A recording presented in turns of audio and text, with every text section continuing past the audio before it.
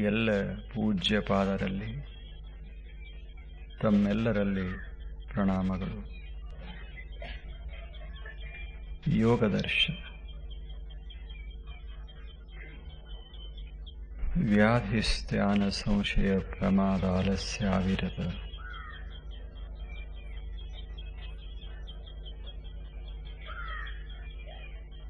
ಭ್ರಾಂತಿ ದರ್ಶನ ಅಲಬ್ಧ ಭೂಮಿಕತ್ವ ಅನವಸ್ಥಿತತ್ವಾನಿ ಚಿತ್ತವಿಕ್ಷೇಪಾಃ ತೇ ಅಂತರಾಯಾಃ ದುಃಖ ದೌರ್ಮನಸ್ಯ ಅಂಗಮೇಶಯತ್ವ ಶ್ವಾಸ ಪ್ರಶ್ವಾಸಾಃ ವಿಕ್ಷೇಪಸಃ ಭುವಃ.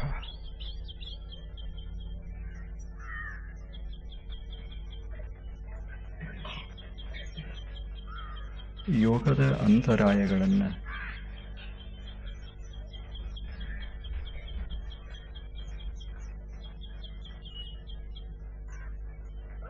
ಕುರಿತು ಈ ಸೂತ್ರಗಳು ಹೇಳಿವೆ. ವೇಗವನ್ನು ತಡೆಯುವ, ಧ್ಯೇಯ ಮುಟ್ಟದಂತೆ ಆತಂಕ ಉಂಟು ಮಾಡುವ ಕೆಲ ಘಟಕಗಳಿವೆ, ಭಾವನೆಗಳಿವೆ, ವಿಚಾರಗಳಿವೆ. ಅವುಗಳಿಗೆ ಅಂತರಾಯಗಳು ಅಂತ ಹೆಸರು. ಮನುಷ್ಯನ ಬದುಕಿನ ಬಯಕೆ, ಅತ್ಯಂತ ಪವಿತ್ರವಾದ ಬಯಕೆ ಎರಡು. ಒಂದು ಸತ್ಯದ ಅನುಭೂತಿ, ಇನ್ನೊಂದು ಶಾಂತಿಯ ಬದುಕು. ಬಹಳ ಮಹತ್ವದ ಎರಡು ಅಂಗಗಳಿವೆ. ಮನುಷ್ಯ ಬದುಕಬೇಕಾಗ್ತದೆ. ವರುಷಗಳ ಕಾಲ ಬಾಳಬೇಕಾಗ್ತದೆ. ಒಬ್ಬನೇ ಬದುಕಲಿಕ್ಕಾಗುವುದಿಲ್ಲ. ಅದಕ್ಕೆ ಜಗತ್ತು ಬೇಕಾಗ್ತದೆ, ಜನಾಂಗ ಬೇಕಾಗ್ತದೆ. ಅವುಗಳ ಮೇಲೆ ಬದುಕು ಆಧಾರಿತವಾಗಿರುತ್ತೆ. ಇದು ಬದುಕು. ವಸ್ತುವಿನೊಂದಿಗೆ ನಾವು ವ್ಯವಹರಿಸ್ತೇವೆ, ವ್ಯಕ್ತಿಗಳೊಂದಿಗೆ ವ್ಯವಹರಿಸ್ತೇವೆ. ವ್ಯವಹಾರವೇ ಜೀವನ. ಎಷ್ಟು ವರ್ಷ ಬದುಕ್ತೇವೆ ಅಷ್ಟು ವರ್ಷ ಜೀವಿಸ್ತೇವೆ. ಇದರ ಅರ್ಥ ವ್ಯವಹರಿಸ್ತೇವೆ. ಜಗತ್ತಿನಲ್ಲಿ ಎರಡು, ಒಂದು ಜಗತ್ತ, ಇನ್ನೊಂದು ಜೀವ ಜಂತುಗಳ ಜಗತ್ತ. ಇಷ್ಟೆಲ್ಲ ಜನ ಜಗತ್ತಿನಲ್ಲಿದ್ದಾರೆ. ಅವರು ಕೂಡ ನಾವು ವ್ಯವಹರಿಸಬೇಕಾಗ್ತದೆ. ಮಾತನಾಡ್ತೇವೆ, ಕಾರ್ಯಗಳನ್ನು ಮಾಡ್ತೇವೆ, ಅವರಿಗೆ ಕೊಡ್ತೇವೆ, ಅವರಿಂದ ಪಡಿತೇವೆ. ಇವೆಲ್ಲ ವ್ಯವಹಾರಗಳು. ವ್ಯವಹಾರ ಆಧಾರಿತ ಜೀವನ. ಬದುಕಿಗೊಂದು ಸ್ವತಂತ್ರವಾದ ಅರ್ಥದ ಅಂತಲ್ಲ, ವ್ಯವಹಾರಗಳ ಒಂದು ಸರಪಳಿ, ಒಂದು ಪ್ರವಾಹ, ಅದ ಜೀವನ. ಈ ವ್ಯವಹಾರಗಳು ಐಂದ್ರಿಕ ವ್ಯವಹಾರಗಳು, ದೈಹಿಕ ವ್ಯವಹಾರಗಳು, ಮಾನಸಿಕ ವ್ಯವಹಾರಗಳು, ಬೌದ್ಧಿಕ ವ್ಯವಹಾರಗಳು, ಎಲ್ಲ ವ್ಯವಹಾರಗಳು. ನಿಮ್ಮಿಂದ ಒಂದೆರಡು ವಿಚಾರ ನಾನು ಕಲಿತರೆ ವೈಚಾರಿಕ. ನಿಮ್ಮ ಕೂಡ ಸದ್ಭಾವನೆಯಿಂದ ನಡೆದುಕೊಂಡ್ರೆ ಭಾವನಾತ್ಮಕ. ಎರಡು ಒಳ್ಳೆಯ ಮಾತುಗಳನ್ನಾಡಿದರೆ ಇದು ವಾಚಿಕ. ನಿಮಗೆ ಸಹಾಯ ಮಾಡಿದರೆ ಅದೊಂದಿಷ್ಟು ದೈಹಿಕ. ಇವೆಲ್ಲ ಕೆಲಸಗಳು, ಎಲ್ಲವೂ ಕೆಲಸ. ನಮಗೊಂದು ದೇಹ ಅದ. ಈ ಕಾರ್ಯ ಮಾಡೋದಕ್ಕೆ ಒಂದಿಷ್ಟು ಇಂದ್ರಿಯಗಳಿದಾವ, ಒಂದಿಷ್ಟು ಒಳ್ಳೆಯ ಮನಸ್ಸಿದೆ, ಒಂದಿಷ್ಟು ಬುದ್ಧಿ ಇದೆ. ಇವೆಲ್ಲ ನಮಗೆ ಸಲಕರಣೆಗಳು. ಇವುಗಳನ್ನು ಬಳಸಿಕೊಂಡು ಬದುಕನ್ನು ಕಟ್ಟಬೇಕಾಗ್ತದೆ. ಒಂದು ಗಿಡ ಎಷ್ಟು ಚೆನ್ನಾಗಿ 100 ವರ್ಷ 200 ವರ್ಷ ಅವಕಾಶ ಸಿಕ್ಕರೆ 1000 ವರ್ಷ ಬದುಕ್ತಾವ. ಹೆಂಗೆ? ಪ್ರತಿ ಕ್ಷಣ ಏನೋ ಕೆಲಸ. ಬೇರುಗಳ ಕೆಲಸ ಮಾಡ್ತಾವ, ಎಲೆಗಳ ಕೆಲಸ ಮಾಡ್ತಾವ, ಕಾಂಡ ಕೆಲಸ ಮಾಡ್ತದೆ, ಹೂಗಳ ಕೆಲಸ ಮಾಡ್ತಾವ, ಹಣ್ಣು ಕೂಡ ಕೆಲಸ ಮಾಡ್ತಾವ. ಕೆಲಸ ಮಾಡ್ಕೋತ ಆ ಗಿಡ ಬಾಳ್ತದೆ. ಗಿಡದ ಬದುಕಂದ್ರೆ ಕೆಲಸಗಳ ಒಂದು ಪ್ರವಾಹ, ಅದು ವ್ಯವಹಾರ. ಆ ವ್ಯವಹಾರ ಅದಕ್ಕೆ ಬೇರೆ ಬೇರೆ ಅವಯವಗಳದಾವ. ನೀರ ಹೀರಿಕೊಳ್ಳುವ ಅವಯವ ಬೇರೆ, ಆಹಾರ ತಯಾರ ಮಾಡುವ ಅವಯವ ಬೇರೆ, ನೀರನ್ನ ಸಾಗಿಸುವಂಥ ಅವಯವ ಬೇರೆ, ಆಹಾರ ಹಂಚುವಂಥ ಅವಯವ ಬೇರೆ, ಸಂಗ್ರಹಿಸುವ ಅವಯವ ಬೇರೆ. ಎಲ್ಲ ಅವಯವಗಳಿವೆಲ್ಲ. ಹೆಂಗ ಮನುಷ್ಯನಿಗೆ ಅವಯವಗಳು, ಹಾಗ ಸಸ್ಯಗಳಿಗೂ ಅವಯವಗಳು. ಆ ಅವಯವಗಳು ಸಹಾಯ ಮಾಡ್ತಾವ. ಅವುಗಳ ಮೂಲಕ ಸುಂದರವಾದ ಕಾರ್ಯಗಳು ನಡೀತಾ ಇರ್ತಾವ ಜಗತ್ತಿನಾಗ. ಒಂದು ಸಾಮಾನ್ಯ ಗಿಡ ಬದುಕಬೇಕಾದರೂ ಜಗತ್ತ ಬೇಕು, ಜೀವಿಗಳು ಬೇಕು, ಎಲ್ಲ ಬೇಕು. ಹಾಗ ನಾನು ಬದುಕಬೇಕಾದ್ರೆ, ನೀವು ಬದುಕಬೇಕಾದ್ರೆ ಜಗತ್ತ ಬೇಕು, ಜೀವಿಗಳು ಬೇಕು. ಆ ಬಳಿಕ ನನ್ನೊಳಗೆ ಒಂದಿಷ್ಟು ಇವೆಲ್ಲ ಸಾಧನೆಗಳು ಬೇಕು. ಈ ಸಾಧನೆಗಳಲ್ಲಿ ಸ್ವಲ್ಪ ವ್ಯತ್ಯಾಸ ಆಯಿತು ಅಂದ್ರೆ ಸಮಾಧಾನ ಕೆಟ್ಟು ಹೋಗ್ತದೆ. ಗಿಡದ ವ್ಯವಹಾರ ಜೀವನ ಯಾವಾಗ ಕೆಡ್ತದಂದ್ರೆ, ಬೇರೆ ಕೆಲಸ ಮಾಡದಿದ್ರೆ, ಎಲಿ ಕೆಲಸ ಮಾಡದಿದ್ರೆ, ಹೂಗಳ ಕೆಲಸ ಮಾಡದೇ ಇದ್ರೆ ಗಿಡದ ಬದುಕು ಕೆಡುತ್ತದ. ಹಂಗ ಮನುಷ್ಯನ ಬದುಕು ಕೆಡುತ್ತದ ಯಾವಾಗ? ನನ್ನ ಕೆಲಸಗಳು ಸರಿಯಾಗಿ ಸಾಗದೇ ಇದ್ರೆ. ಸಮಾಧಾನದಿಂದ ಒಂದು ಗಿಡ ಬದುಕಬೇಕಾದ್ರೆ, ಸಮಾಧಾನದಿಂದ ಬದುಕಬೇಕಾದ್ರೆ, ಆನಂದವಾಗಿ ಬದುಕಬೇಕಾದ್ರೆ ಎಲ್ಲ ಕೆಲಸ ಮಾಡಬೇಕಾಗ್ತದೆ. ಹಾಗ ನಾನು ಆನಂದವಾಗಿ ಬದುಕಬೇಕಾದ್ರೆ, ಸಂತೋಷವಾಗಿ ಬದುಕಬೇಕಾದ್ರೆ ನನ್ನ ದೇಹ, ನನ್ನ ಮನಸ್ಸ, ನನ್ನ ಇಂದ್ರಿಯಗಳು, ನನ್ನ ಬುದ್ಧಿ ಎಲ್ಲ ಕೆಲಸ ಚಲೋ ಮಾಡಬೇಕಲ್ಲ. ಮನಸ್ಸಿನಾಗ ಹೊಲಸ ಬಿತ್ತು, ಬುದ್ಧಿಯೊಳಗ ಕತ್ಲೆ ಹಬ್ಬಿತು, ಮೈಯಾಗ ಒಂದಿಷ್ಟು ಆಲಸ್ಯ ಹಬ್ಬಿತು, ಮಾತಿನಾಗ ಹದ ತಪ್ಪಿತು, ಜೀವನ ಹೆಂಗ್ ಚಲೋ ಆಗ್ತದೆ?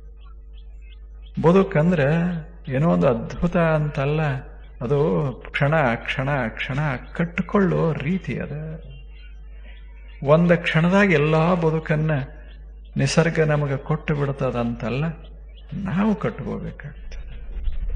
ನಿಧಾನವಾಗಿ ನಿಧಾನವಾಗಿ ನಿಧಾನವಾಗಿ ಕಟ್ಕೋತ ಹೋಗಬೇಕಾಗ್ತದೆ.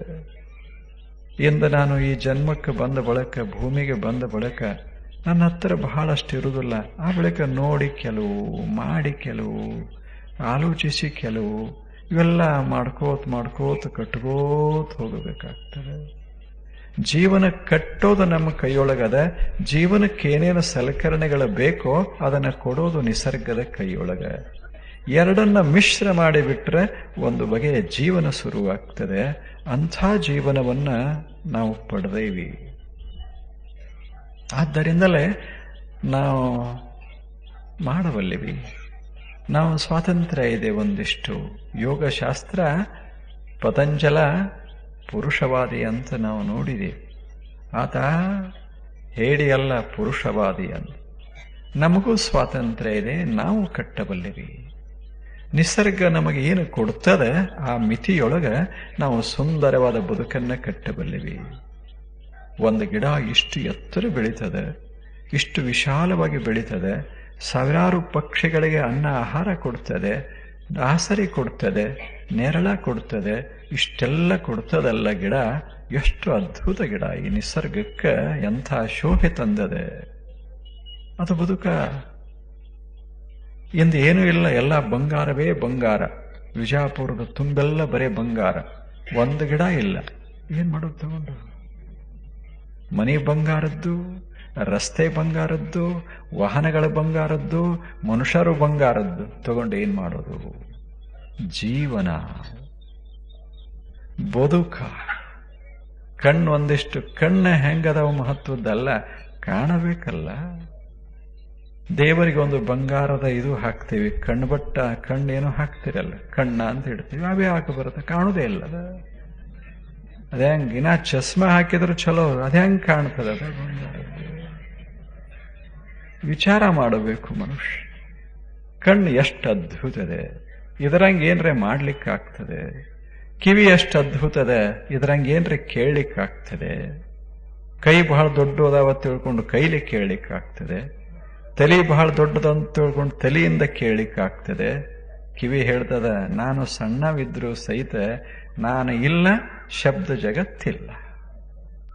ಇಲ್ಲ. ನಾಲಿಗೆ ಬಹಳ ಒಳಗಿರ್ತದ. ಏನು ಸಾಮರ್ಥ್ಯ ನಾಲಿಗೆ. ಮನುಷ್ಯ ಬದುಕಿದ್ದೇ ನಾಲಿಗೆ ಮೇಲೆ. ಇದೊಂದು ಇಲ್ಲದೆ ಇದ್ರೆ ಏನದ ಜೀವನದಾಗ ರುಚಿ? ಏನದ ರುಚಿ? ಬಹಳ ಚಮತ್ಕಾರ ಅದ. ಈ ಜಗತ್ತು ಎಷ್ಟು ಸುಂದರವಾದಂತಹ ದೇಹ ನಿರ್ಮಾಣ ಮಾಡಿದೆ, ಒಳಗೆಲ್ಲ ಅಳವಡಿಸಿ ಬಿಟ್ಟದೆ. ಇದಕ್ಕಿಂತ ದೊಡ್ಡ ಪವಾಡ ಸಿದ್ಧಿ ಯಾವುದು ಈ ಜಗತ್ತಿನ?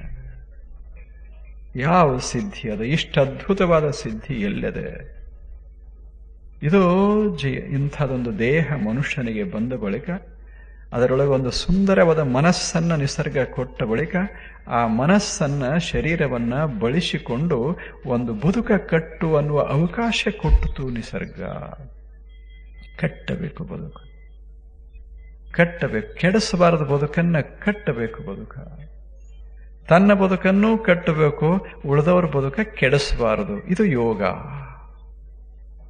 ನನ್ನ ಬದುಕ ನಾ ಯಾಕೆ ಕೆಡಿಸ್ಕೋಬೇಕು? ಅವ್ರು ಕೆಡಿಸಿದ್ರು ಇವ್ರು ಕೆಡಿಸಿದ್ರು ಪ್ರಶ್ನೆ ಇಲ್ಲ.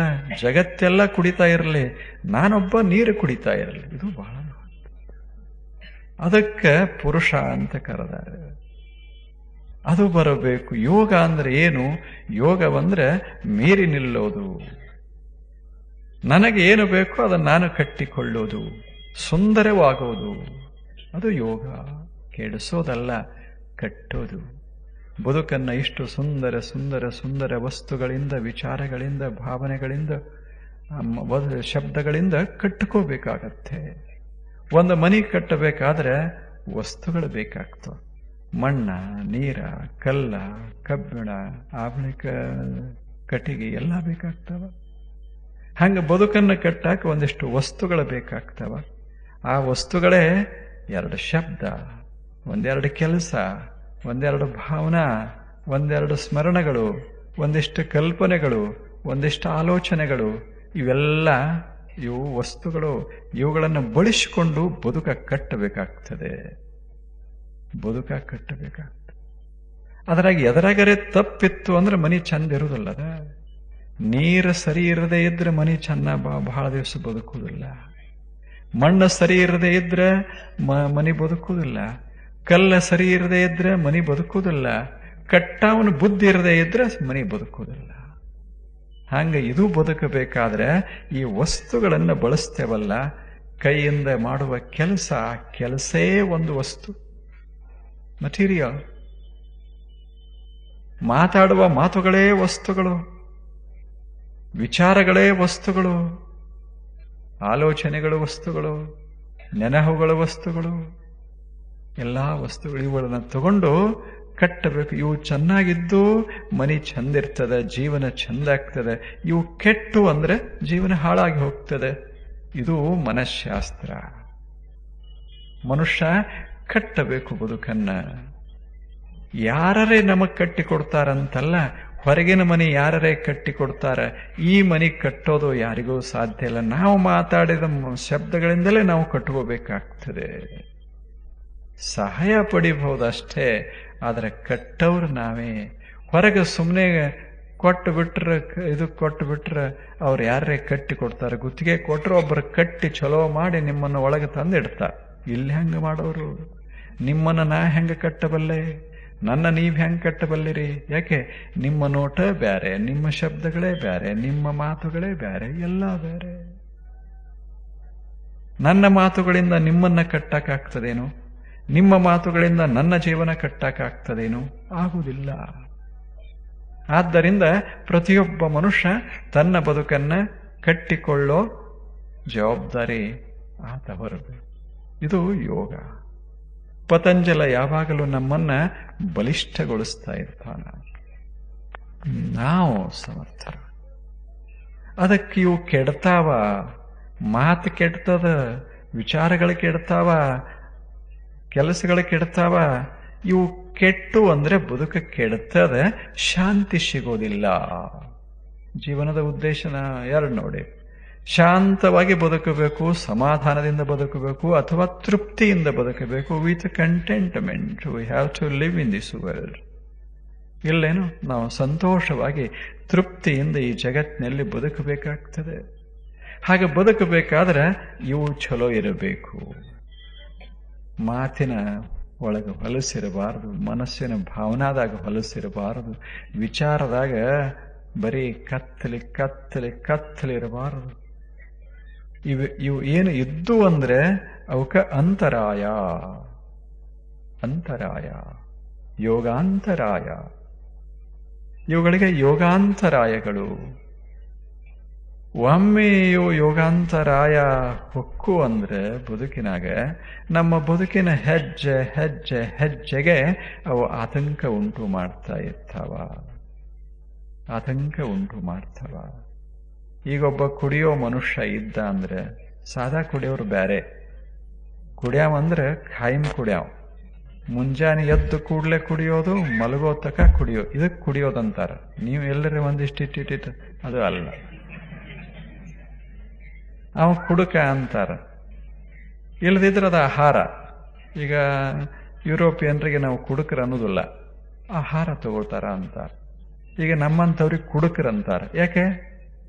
ಆಹಾರ ಎಲ್ಲ ಬಿಟ್ಬಿಟ್ಟು ಬರೀ ಇದನ್ನ ಮಾಡಕ್ ಶುರು ಮಾಡಿದ ಕೂಡಲೇ ಕುಡುಕರು ಅಂತ ಕರೀತಾರೆ.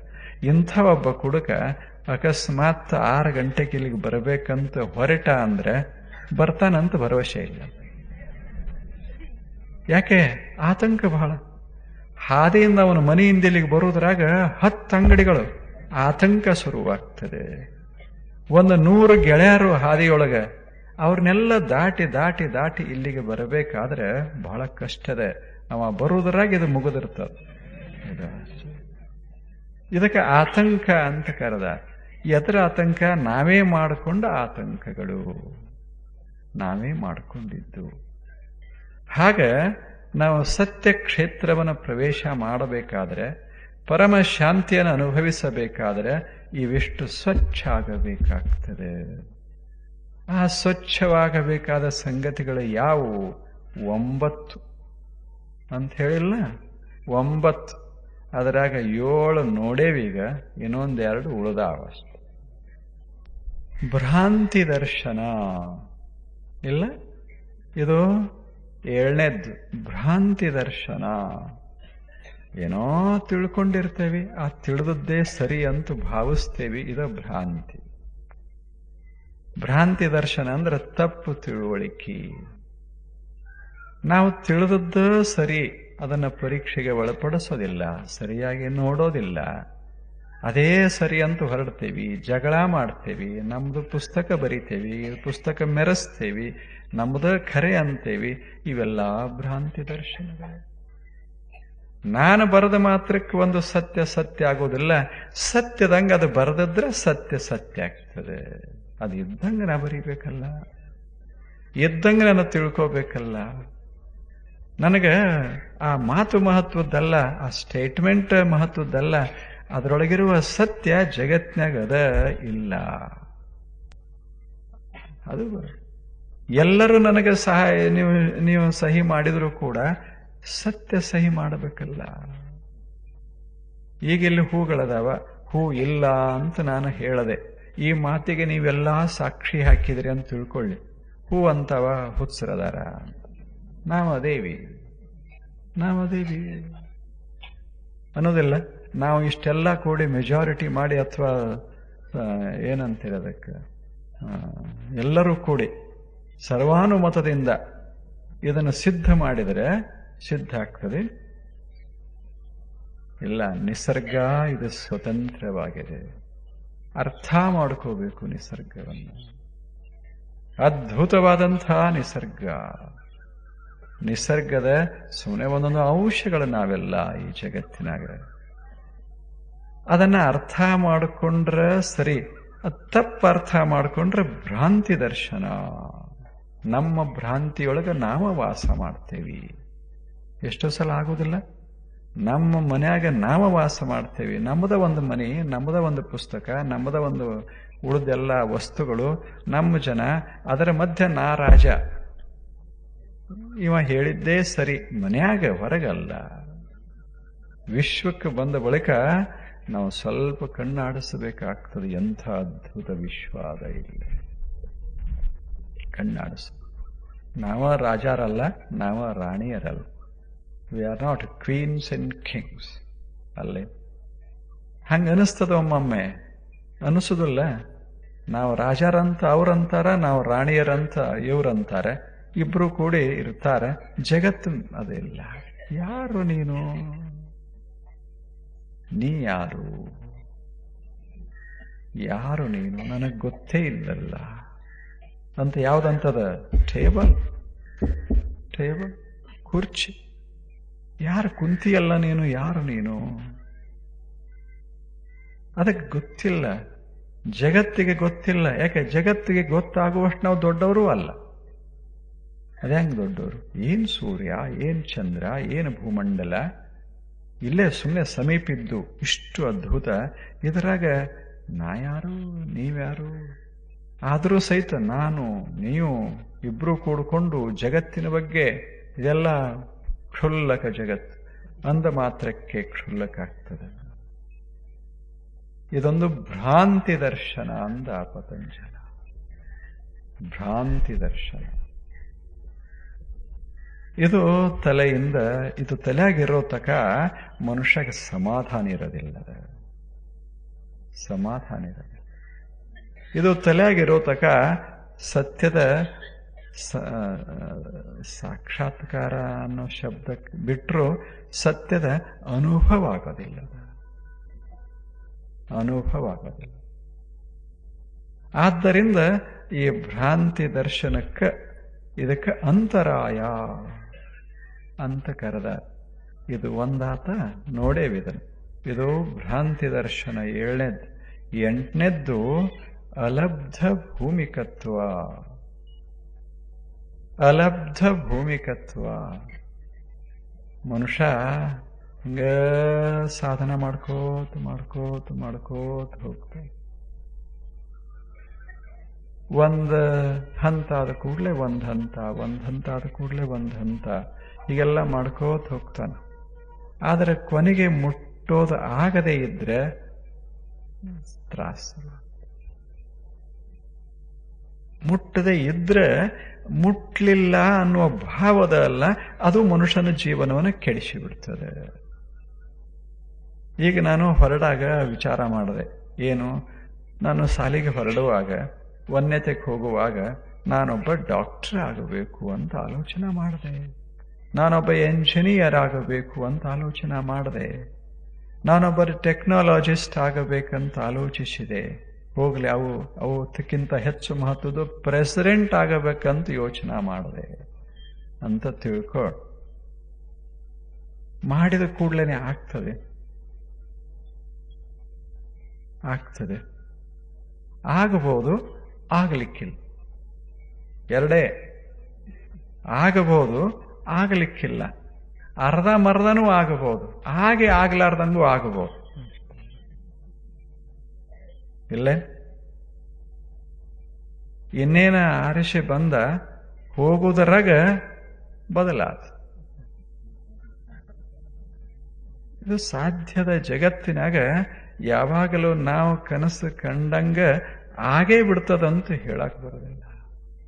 ಅದಕ್ಕೆ ನಾವು ಸಿದ್ಧ ಇರಬೇಕು. ಒಂದು ಹಂತ ಆರಾಮಾಗಿ ಉತ್ಸಾಹದಿಂದ ಒಂದು ಹಂತ ಏರೋದು, ಏರಿದ ಕೂಡಲೇ ಆನಂದ ಪಡೋದು. ಮುಂದಿಂದ ಏರ್ಲಿಲ್ಲಲ್ಲ ಅಂತ ತಲೆಗೆ ತಾಪ್ ಮಾಡ್ಕೋಬಾರ್ದು. ಆ ಬಳಿಕ ಮುಂದಿಂದಕ್ಕೆ ಪ್ರಯತ್ನ ಮಾಡೋದು.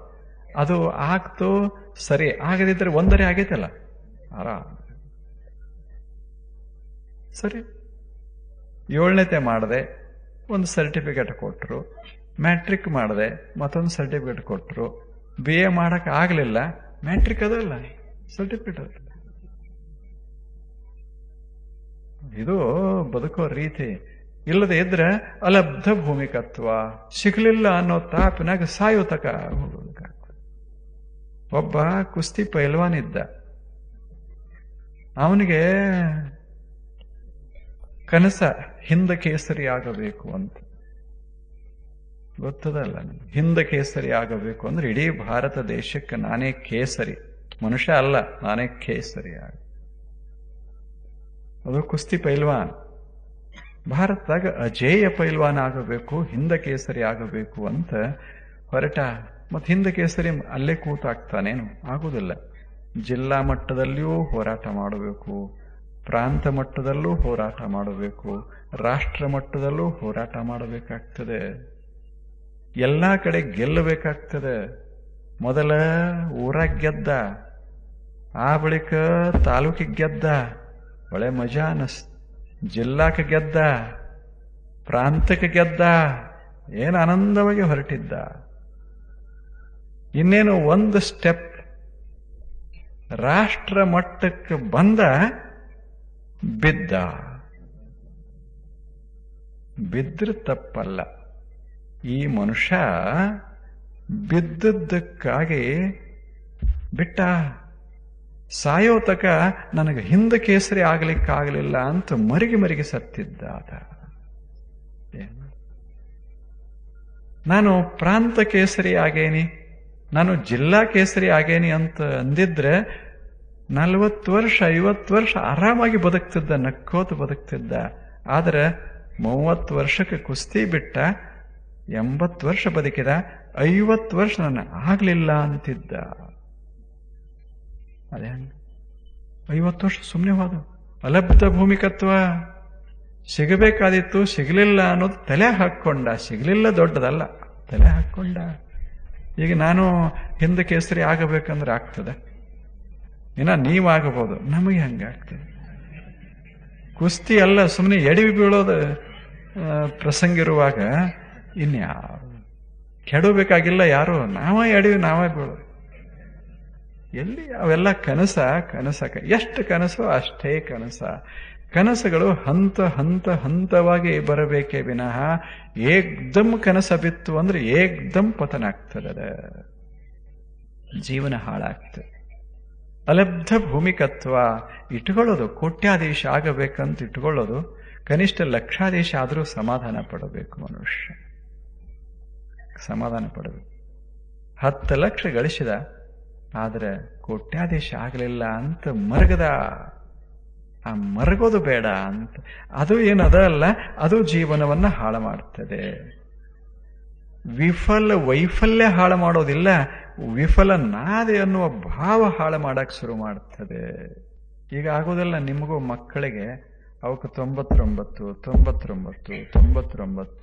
ತಗೋಬೇಕಂತ ನಿಮ್ಮದು ಇಚ್ಛಾ ಅದ. ಅವು ತಾಕತ್ತಿದ್ದಟ್ಟು ಓಡಿ ಓಡಿ ಓಡಿ ಓಡಿ ಓಡಿ ಅದು 35ರಿಂದ ಶುರು ಮಾಡಿ ಓಡಿ ಓಡಿ ಓಡಿ ಓಡಿ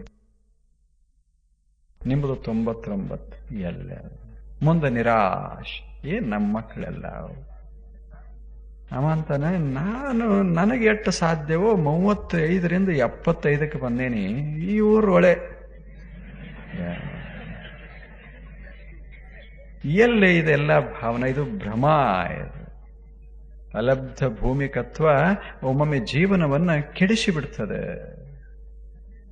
ಇರಬೇಕು. ನಮ್ಮ ಹುಡುಗ 35ರ ಹುಡುಗ 75 ತಗೊಂಡಾನ ಅನ್ರಿ, ಅವ 85ಕ್ಕೂ ಆದಾನ. ಇನ್ನ 99 ಎಲ್ಲಿ, ಈಗ 75. ನಿನ್ಯಾರು ಕೇಳ್ತಾರ? ಬಿಡ್ರಿ ಅಂತ ನನ್ನ ಯಾರು ಕೇಳ್ತಾರ? ಇದೆಲ್ಲ ಏನಿದೆಲ್ಲ 99ರ ತಗೊಳ್ಳಾರ್ದವ್ರೆಲ್ಲರೂ ಹಾಳಾಗಿ ಹೋಗ್ತಾರ ಈ ಜಗತ್ತಿನಾಗ. ಮಹಾತ್ಮ ಗಾಂಧಿ 3rd ಕ್ಲಾಸ್, ಪ್ರಸಿದ್ಧ, ಜಗತ್ ಪ್ರಸಿದ್ಧ 3rd ಕ್ಲಾಸ್. ಅವ ಮಹಾತ್ಮ ಆದ. 99ರವ್ರು ಎಲ್ಲಿದಾರತ ಗೊತ್ತಿಲ್ಲಿನ, ಎಲ್ಲೆಲ್ಲಿ ಹೋಗ್ಯಾರ ಅವರು ಯಾರಿಗೆ ಗೊತ್ತು? ಇಲ್ಲಂತಲ್ಲ, ಎಲ್ಲೋ ಅದಾರ, ಆದ್ರೆ ಎಲ್ಲದಾರ ಗೊತ್ತಿಲ್ಲ 99ರವರು. ಇವ 35ರವ ಜಗತ್ ಪ್ರಸಿದ್ಧ ಆಗಿದ್ದ ಮಹಾತ್ಮ ಗಾಂಧಿ. ಅವ ವಿನೋಬಾ ಭಾವಿ ಸಾಲಿ ಬಿಟ್ಟವ. ಅವ ವಿನೋಬಾ ಭಾವ್ಯ. ಏನು ಮಜಾ ಇರ್ತದೆ. ಇದು ಅಲಬ್ಧ ಭೂಮಿಕತ್ವ. ಹಿಂಗಾದ್ರ ನಮಗೆ ಚಲೋ ಅಂತೇನು ಹೊರಡ್ತೇವಲ್ಲ, ಹಂಗ ಇಚ್ಛೆ ಇರಬಾರದಂತಲ್ಲ, ಇಚ್ಛೆ ಇರಬೇಕು. ಹಂತ ಹಂತವಾಗಿ ಪಡಿತಾ ಹೋಗಬೇಕು. ಒಮ್ಮಿಗ್ಲೇ ಅಲ್ಲ. ಒಂದು ಮಾಳಿಗೆ ಏರಬೇಕಾದ್ರೆ ಒಂದು ನಿಚ್ಚಣಿಕೆ ಅಂತ ಇಡುದಿಲ್ಲ, ನಿಚ್ಚಣಿಕೆ ಇಡುದಿಲ್ಲ. ನಮ್ಮ ಇಚ್ಛಾ ಏನದ, ಕೊನೆ ಹಂತ ಏರಿ ಮಾಳಿಗೆ ಮೇಲೆ ಹೋಗೋದದೆ. ಅಕಸ್ಮಾತ್ ನಮಗೆ ಅಷ್ಟು ಏರ್ಲಿಕ್ಕಾಗಲಿಲ್ಲ, 2 ಹೆಜ್ಜೆ ಏರಿದೇವಿ, 3 ಏನಂತಿರೋದಕ್ಕೆ ಕಾಲಲ್ಲ, ನಿಚ್ಚಣಿಕೆ ಹಲ್ಲು, 3 ಹಲ್ಲು ಏರ್ದೇವಿ, 4 ಏರ್ದೇವಿ, 5 ಏರ್ದೇವಿ. ಏರ್ದಟ್ಟು ಆರಾಮಿರ್ಬೇಕೇ ವಿನಃ ಏರ್ಲಿಲ್ಲ ಅಂತ ಬಹಳ ತಲೆ ಕೆಡಿಸ್ಕೋಬಾರದು. ಏರ್ಲಿಲ್ಲ, ಇಷ್ಟು ಏರ್ದೇವಲ್ಲ.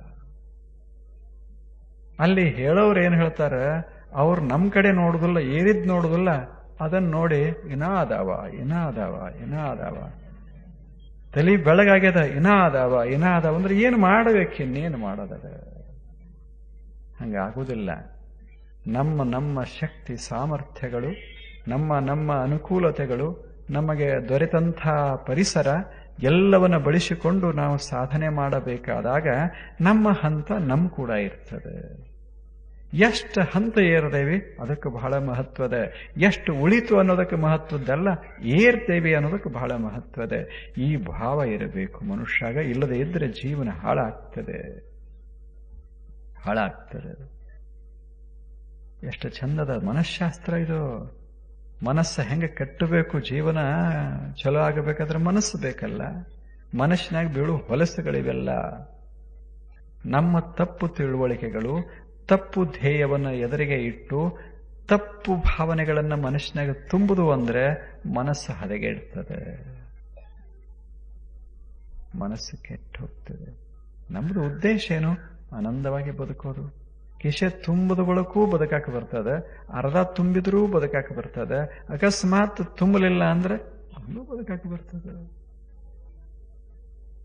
ತುಂಬಿದ್ರ ಬದುಕ್ತೇವೆ ಅಂದ ಕೂಡಲೇ ಬದುಕು ಹಾಳಾಗ್ತದೆ. ನಾನು ಅವ್ರಂಗಾದ್ರ ಬದುಕ್ತೇನೆ ಅಂದ್ರೆ ಬದುಕು ಹಾಳಾಗ್ತದೆ, ಇವ್ರಂಗಾದ್ರೆ ಬದುಕ್ತೇನೆ ಅಂದ್ರೆ ಬದುಕು ಹಾಳಾಗ್ತದೆ. ನಾವೇನು ಅವ್ರಾಗಬೇಕಾಗಿಲ್ಲ, ಇವ್ರಾಗಬೇಕಾಗಿಲ್ಲ, ನಾವಾಗಬೇಕಾಗಿದೆ. ಇದು ಯೋಗ. ನಾವು ಹೇಳುದಿಲ್ಲ ನೀ ಅವನಂಗಾಗು, ಮತ್ ನಾ ಯಾಕಿರ್ಬೇಕು ಅಂತ. ನಾವು ಅವ್ರಂಗ ಆಗೋದಿದ್ರೆ ಅವ್ರು ಅದಾರಲ್ಲ, ನಾ ಯಾಕಿರ್ಬೇಕು? ನಮ್ದೆಲ್ಲ ಧ್ಯೇಯಗಳು ಹೆಂಗದಾವ ಅಂದ್ರೆ ನೋಡು, ಅವ್ರು ಹೆಂಗದಾರ, ಇವ್ರು ಹೆಂಗದಾರ, ಅವ್ರು ಹೆಂಗದಾರ. ಈ ಹೂಗಳಿಗೆ ಕೇಳ್ರಿ ನೀವು, ಇಲ್ಲಿ ಮಲ್ಲಿಗೆ ಹೂಗಳು ಬಿದ್ದಾವ, ಸಣ್ಣ ಹೂಗಳು. ಇವು ಬಹಳ ದೊಡ್ಡ ಹೂಗಳು. ನಾ ಅಂದೆ ಇವುಗಳಂಗ ನೀವಿಲ್ಲ, ಇವರಂಗ ಆಗರ್ರಿ ಅಂದ್ರೆ ಮಲ್ಲಿಗೆ ಅಂತವ, ನಿನ್ನ ಕಣ್ಣು ತಿದ್ದುಕೋ, ನಿನ್ನ ಮನಸ್ಸು ತಿದ್ದುಕೋ. ನಾವು ನಮ್ಮಂಗೆ, ಅವ್ರು ಅವ್ರಂಗೆ. ನಾವು ನಮ್ಮ ಮಜಾದಾಗಿರೋರು, ಅವ್ರ ಮಜಾದಾಗಿರೋರು. ಈ ತಲೆಯಾಗ ಹಾಕಬೇಡ ನಮಗೆ ಅಂತವು ಮಲ್ಲಿಗೆ. ನಮ್ಮದು ಹಂಗಲ್ಲ, ಹೋಲಿಸೋದದ ಅವ್ರಂಗಿರ್ಬೇಕು, ಇವ್ರಂಗಿರ್ಬೇಕು. ಆಗೋದಿಲ್ಲ. ಯಾಕೆ? ನಾವು ಬಂದಿದ್ದು ನಮ್ಮಂಗಿರಾಕ. ಎಲ್ಲರೂ ಒಂದೇ ರೀತಿ. ಈಗ ನೀವು ಅದಿರಲ್ಲ, ಸುಮ್ಮನೆ ಎಲ್ಲರೂ ಟೊಪ್ಪಿಗೆ ಹಾಕಬೇಕಂದ್ರೆ ಹೆಂಗ್ ಸಾಧ್ಯ? ನಾನೇ ಹಾಕಿಲ್ಲ, ನೀವು ಎಲ್ಲರೂ ಟೊಪ್ಪಿಗೆ, ಇವರು ಟೊಪ್ಪಿಗೆ ಹಾಕಬೇಕು, ಇವರು ಟೊಪ್ಪಿಗೆ ಹಾಕಬೇಕು. ಆಗೋದಿಲ್ಲ. ತಲೆಗೆ ಸ್ವಲ್ಪ ಟೊಪ್ಪಿಗೆ ಹಾಕದೇ ಇರ್ಲಿಕ್ಕೂ ಸ್ವಾತಂತ್ರ್ಯ ಇರದೇ ಇದ್ರೆ ಅದು ತಲೆ ಯಾಕಾಗ್ತದ? ಅದ ಸ್ವಾತಂತ್ರ್ಯ. ನೀವು ನಿಮ್ಮಂಗೆ ಚಂದ, ನಿಮಗೆ ಯಾವುದು ಬೇಕೋ ಹಂಗೆ ನೀವು ಮಾಡ್ತಾ ಇದ್ದೀರಿ. ನನಗೆ ಹೆಂಗೆ ಬೇಕೋ ಹಂಗೆ ನಾ ಮಾಡ್ತಾ ಇದ್ದೀನಿ. ನಾ ಮಾಡಿದ್ದೇ ಸರಿ ಅಲ್ಲ, ನೀವು ಮಾಡಿದ್ದೇ ಸರಿ. ನೀವು ನನ್ನ ಮ್ಯಾಗ ಒತ್ತಾಯ ಮಾಡಬಾರ್ದು, ನಾನು ನಿಮ್ಮ ಮ್ಯಾಗ ಒತ್ತಾಯ ಮಾಡಬಾರ್ದೆ. ನಿನಗೆ ಕೂದಲಕ್ಕೆ ಬೆಳಗದಾವ, ನೀವು ಊರಾಗ ಬರಬೇಡ, ಕಪ್ಪಾದ್ರೆ ಬಾ. ಏನು ನಿಂಬುದು ಕಪ್ಪ, ನಂಬುದು ಬೆಳ.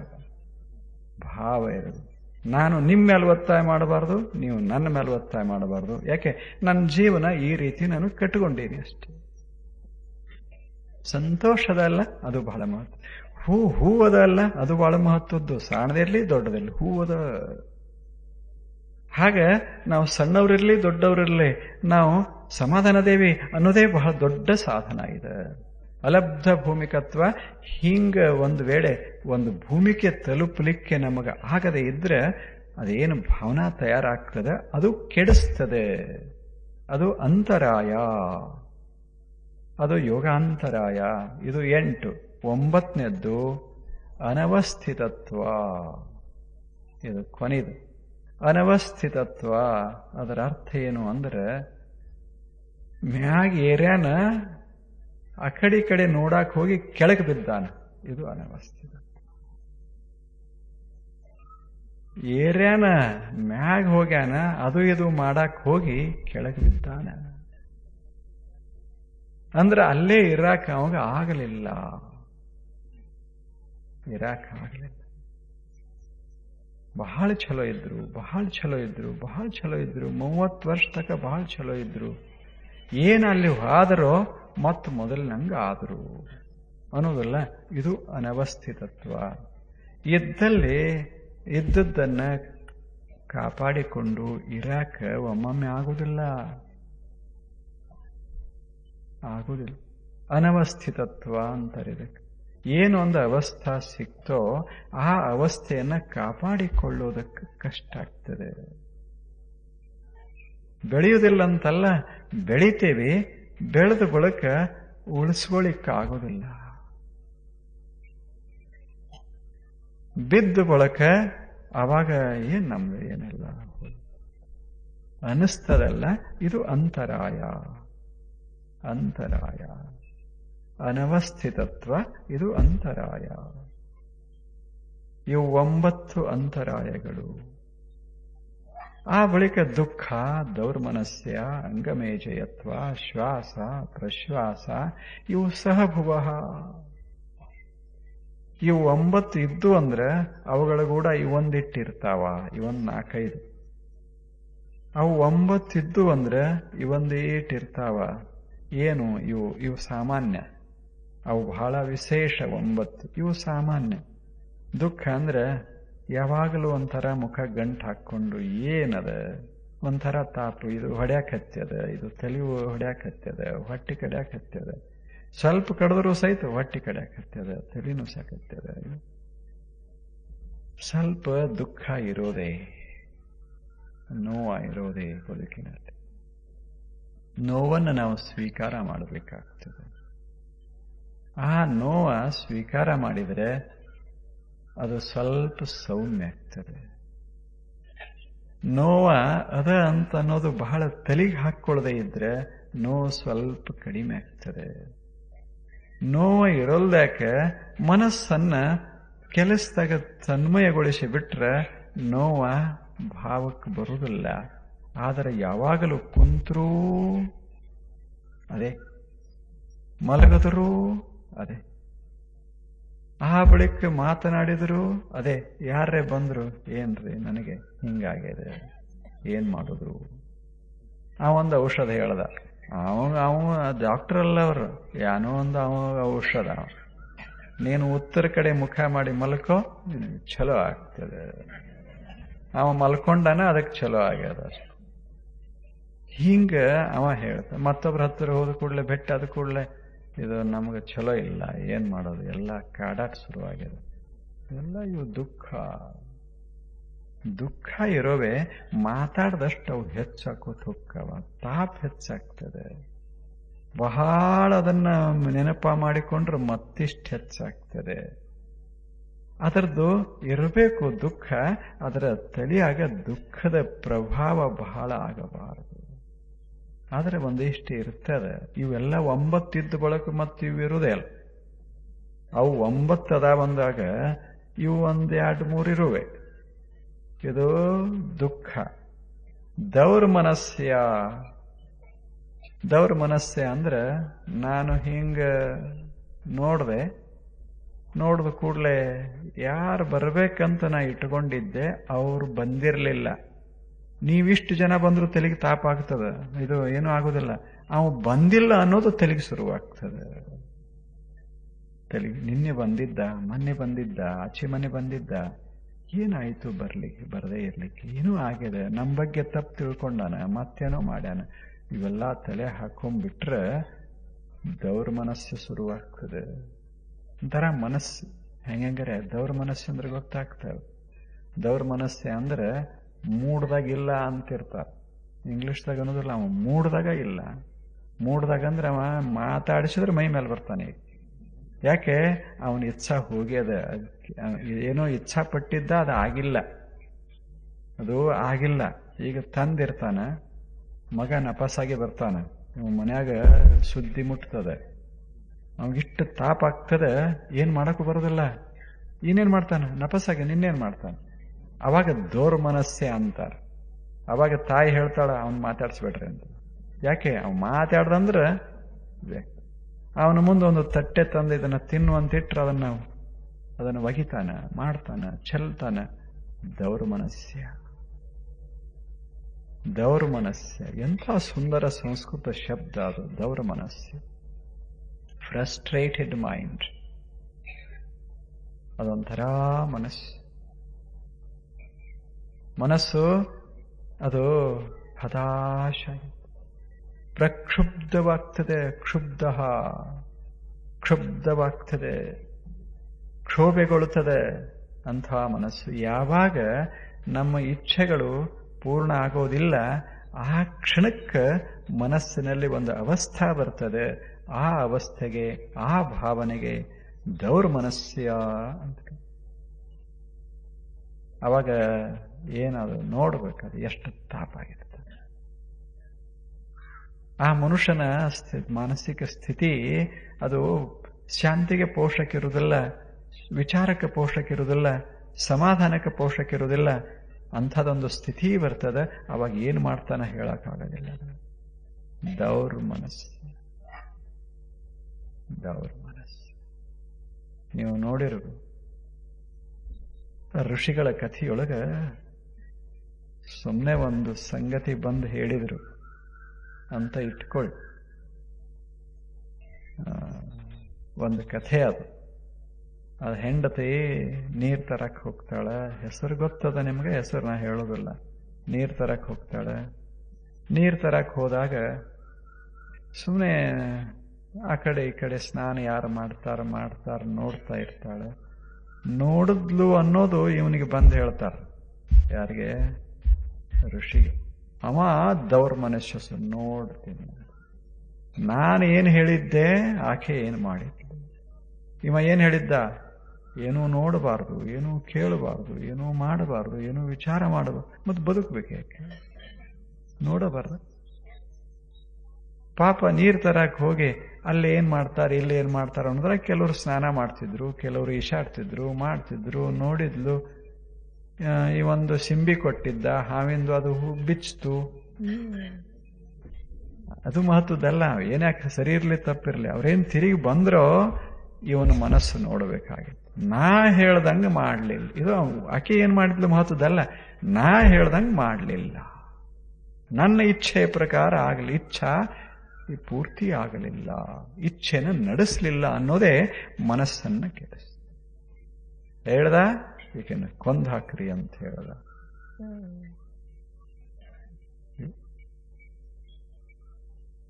ದೌರ್ ಮನಸ್ಸು, ದೌರ್ ಮನಸ್ಸು.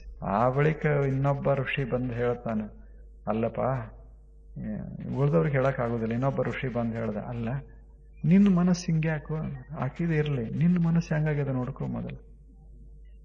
ನಿನ್ನ ಮನಸ್ಸೇ ಇಷ್ಟ ಹಾದಿ ಬಿಟ್ಟಾಗ ಇನ್ನೊಬ್ರಿಗೆ ಯಾಕಂತೀಯ? ಅವಾಗ ಪಶ್ಚಾತ್ತಾಪ ಆಗಿತ್ತು, ಅಟೋತಿಗೆ ಅದು ಆಗಿ ಹೋಗಿತ್ತು. ಏನ್ ಮಾಡಕ್ಕಾಗತ್ತೆ? ಏನ್ ಹಿಂಗೆಲ್ಲ ನಡೀತಾ ಇತ್ತು. ಇದು ದೌರ್ ಮನಸ್ಸು. ಅಂದ್ರೆ ಒಂದು ಆವೇಶದಾಗ ಮನುಷ್ಯ ಏನ್ ಮಾಡ್ತಾನ ಹೇಳಕ್ಕಾಗೋದಿಲ್ಲ. ಒಂದು ನಿರಾಶೆಯ ಆವೇಶ ಅದು ಸಾಮಾನ್ಯ ಆವೇಶ ಬೇರೆ, ನಿರಾಶೆಯಿಂದ ಬರುವಂಥ ಆವೇಶ. ನಿರಾಶೆ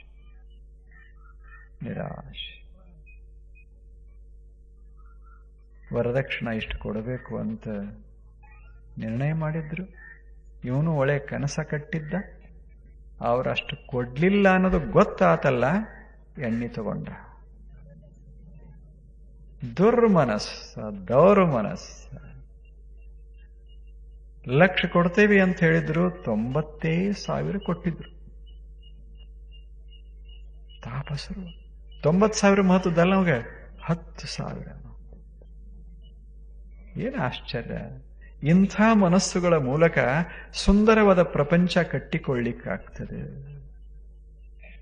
ಯಾವ ಯೋಗ ಈ ಹುಡುಗ ಯಾವ ಯೋಗ ಮಾಡಿದರ್ರಿ? ಏನು 10,000 ಹುಡುಗ ಯಾವ ಯೋಗ ಮಾಡಿದರ್ರಿ? ಅವ ಎಕ್ಸ್ ಯೋಗ ಮಾಡ್ದ, ವಾಯ್ ಯೋಗ ಮಾಡ್ದ, ಬೆಂಗಳೂರು ಯೋಗ ಮಾಡ್ದ, ದಿಲ್ಲಿ ಯೋಗ ಮಾಡ್ದ, ಕಲ್ಕತ್ತಾ ಯೋಗ ಮಾಡ್ದ. ಮನಸ್ಸು ಹೇಳ್ತದ, ನೀ ಯಾವ ಯೋಗ ಮಾಡ್ತೀಯೋ? ನಿಮ್ದು ಯೋಗ ವರದಕ್ಷಿಣ ಯೋಗ ಅಷ್ಟೆ. ಇದ್ಯಾವ ಯೋಗ? ದೌರ್ಮನಸ್ಸೆ, ಮನಸ್ಸು ದೌರ್ಮನಸ್ಸೆ ಇತ್ತು ಅಂದ್ರೆ, ಮನಸ್ಸಿನೊಳಗೆ ದೌರ್ಮನಸ್ಸೆ ಭಾವ ಇತ್ತು ಅಂದ್ರೆ, ಮನಸ್ಸಿನ ಸ್ಥಿತಿ ದುರ್ಮನ ಆಗಿತ್ತು ಅಂದ್ರೆ, ಅಲ್ಲೆಲ್ಲಿ ಸಾಧನೆ? ಅದ್ಯಾವ ಸಾಧನೆ? ಇದು 2ನೇದ್ದು. 3ನೇದ್ದು ಅಂಗಮೇಶಯತ್ವ. ಅಂಗಮೇಶಯತ್ವ ಅಂದ್ರೆ ಒಂಥರ ಅಧೀರತನ, ಧೈರ್ಯನೇ ಕಳ್ಕೊಂಡು ನಮ್ಮಿಂದೇನಾಗ್ತದಿನ್ನು, ಎಲ್ಲ ಮುಗಿದೋಯ್ತು, ಎಲ್ಲ ಮುಗಿದೋಯ್ತು, ರಿಟೈರ್ಡ್ ಆಗೇವಿ. ಇನ್ನೇ ಈಗ 60, ಇನ್ನ 40 ವರ್ಷ ಬದುಕವದಾನ. ನೌಕರಿ ಮಾಡಿದ್ದು 30 ವರ್ಷ, ಬದುಕೋದು 40 ವರ್ಷ. ಈಗ ಇನ್ನೇನದು? ಎಲ್ಲ ಮುಗಿದೋಯ್ತು. ಧೈರ್ಯ ಬೇಕು ಮನುಷ್ಯಗ. ಧೈರ್ಯ ಕಳ್ಕೊಂಡ ಅಂಗಮೇಜಯತ್ವ. ಭಯ, ಒಂಥರ ಆತಂಕ, ಒಂಥರ ಮನಸ್ಸಿನ ಅಶಕ್ತತೆ ಶುರುವಾಗ್ತದೆ. ಅದು ಶುರುವಾಗ್ತದೆ. ಅದು ಇತ್ತು ಅಂದ್ರೆ ಇಲ್ಲ. ಇನ್ನ 4 ದಿವಸ ಬದುಕಲಿ, 4 ದಿವಸ ಮಸ್ತಾಗಿ ಬದುಕ್ತೇನೆ ಅಂದ ಯೋಗ ಶುರುವಾಗ್ತದೆ, ಯೋಗಿ ಆಗ್ತದೆ. 40 ವರ್ಷ ಇನ್ನೇನದವ? ಈ ಜೀವನದಾಗ ಅರ್ಥ ಏನದ? ಇನ್ನೇನದ? ಮುಗಿತಲ್ಲ. ಆಫೀಸ್ದಾಗ ಹೋದಾಗ ಏನೊಂದು ಮಜಾ ಇತ್ತು, ಏನ್ ನಮಸ್ಕಾರ ಹೊಡಿತಿದ್ರು, ಏನು ತಂದು ಇಡ್ತಿದ್ರು, ಏನ್ ಕೈ ತಗೋತಿದ್ದೇವಿ, ಎಲ್ಲ ಹೋಯ್ತಲ್ಲ. ಇನ್ಯಾರು ನಮ್ಮನ್ನು ಮಾತಾಡ್ಸೋರು? ಕೊನೆ ದಿವಸ ಎಲ್ಲ ಕೊಟ್ಟು ರಿಟೈರ್ಡ್ ಆಗಿ ಮನೆಗೆ ಹಿಂಗೆ ಬಂದ, ಬಾಗಿಲ ತೆರೆದಿರ್ಲಿಲ್ಲ. ದಿನಾಲೂ ಬಾಗಿಲ ತೆರಿತಿತ್ತು, ಆ ದಿವಸ ಬಾಗಿಲು ತೆರೆದಿರ್ಲಿಲ್ಲ. ಬಡದ, ಯಾರ್ದು ಲಕ್ಷಣ ಇಲ್ಲ. ಯಾಕೆ? ಮುಗಿದು ಪೆನ್ಷನ್, ರಿಟೈರ್, ಮುಗಿದದ. ಬಡದ, ತೆರಿಲಿಲ್ಲ ಅವ ಅಂದ, ಮುಗಿತು. ಏನು ಮಾಡೋದದೆ? ಎಂಥವ ಇನ್ನು ಯೋಗ ಕ್ಲಾಸಿಗೆ ಹಚ್ಚದ, ನೀವ್ಯಾವ ಯೋಗ ಮಾಡೋದು? ಜೀವನದಾಗ ಧೈರ್ಯನೇ ಕಳ್ಕೊಂಡು ಮನುಷ್ಯ ಇನ್ಯಾವ ಯೋಗ ಮಾಡೋದು? ಮನುಷ್ಯಗ ಕೊನೆ ಕ್ಷಣದವರೆಗೆ ಧೈರ್ಯ ಇರೋದು. ನಾನು ಮಾಡ್ತೇನೆ, ಬದುಕ ಕಟ್ಕೋತೇನೆ, ಯಾರಿದ್ರೇನು ಇಲ್ಲದೆ ಇದ್ರೇನು, ಇನ್ನ 40 ವರ್ಷದ ಮಸ್ತಾಗಿ ಬದುಕ್ತೇನೆ ಅನ್ನೋ ಭಾವ ಇತ್ತೋ ಬದುಕು ಚಂದ ಆಗ್ತದೆ. ಬದುಕು ಬ್ಯಾಡಾಗಿತ್ತು ಅಂದ್ರೆ ಹಿಂಗ ಅನ್ಕೋತ ಹೋಗೋದದ ಅಷ್ಟೆ. ಇದಕ್ಕೆ ಅಂಗಮೇಜಯತ್ವ. ಸುಮ್ಮನೆ ಏನಪ್ಪಾ ಅಂತ ಬದುಕೋದು. ಕಂಪನ, ದೈಹಿಕ ಕಂಪನ, ಅಶಕ್ತತೆಯಿಂದ, ಮಾನಸಿಕ ಅಶಕ್ತತೆಯಿಂದ ಬರುವ ಕಂಪನ. ಕೊನೆಗೆ ಒಂಥರ ನಿಟ್ಟುಸಿರು.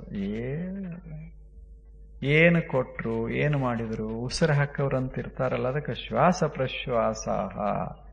ಉಸಿರು ಹಾಕೋದು ಕೊಡೋದು, ದೀರ್ಘ ಉಸಿರನ್ನ ಹಾಕೋದು. ಈಗೇನು ಉಸಿರು ತಗೊಂಡು ಬಿಡ್ತಿರ್ತೇವಲ್ಲ, ಈ ಮನುಷ್ಯ ಇನ್ನು ಯಾವಾಗ ಪ್ರಾಣಾಯಾಮ, ಯಾವಾಗ ಪ್ರತ್ಯಾಹಾರ, ಅವೆಲ್ಲ ಮಾಡಕ. ಇದಕ್ಕೆ ಅಂಗಮೇಜಯತ್ವ, ಶ್ವಾಸ ಪ್ರಶ್ವಾಸ, ವಿತ್ತ ಚಿತ್ತ ವಿಕ್ಷೇಪ ಸಹಭುವ. ಇವೇ ವಿಕ್ಷೇಪದೊಂದಿಗೆ ಉಂಟಾಗ್ತಾ ಇರ್ತಾವ, ವಿಕ್ಷೇಪದೊಂದಿಗೆ ಉಂಟಾಗ್ತವ. ಇಲ್ಲಿಗೆ ಅಂತರಾಯಗಳು ಮುಗಿದು. ಶಿಷ್ಯ ಪ್ರಶ್ನೆ ಕೇಳಿದ, ಗುರುಗಳೇ, ಇವಂತೂ ಸರಿ, ಇವೆಲ್ಲ ಚಲೋ ಇಲ್ಲ ಅಂತ ಹೇಳಿದ್ರಲ್ಲ, ಇವುಗಳನ್ನ